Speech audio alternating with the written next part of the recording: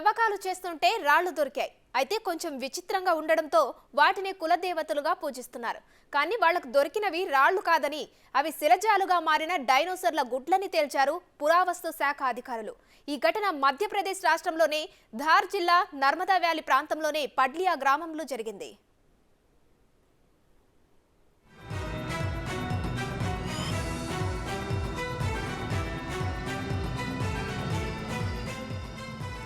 నర్మదా వ్యాలీలో కొన్ని లక్షల సంవత్సరాల క్రితం డైనోసర్లు సంచరించేవట. అదే ఏరియాలోనే గతంలో 250కి పైగా డైనోసర్ గుడ్లను కనుగొన్నారు. వాటి సైజు 15 నుంచి 17 సెంటీమీటర్లుగా ఉందని గుర్తించారు. అయితే వాటిని పరిరక్షించడానికి ఆ జిల్లాలోనే 2011లో డైనోసర్ శిలజాల జాతీయ పార్కును కూడా ఏర్పాటు చేశారు. ఇన్ని రోజులు పూజలు అందుకున్న ఆ గుడ్లను అధికారులు స్వాధీనం చేసుకున్నారు.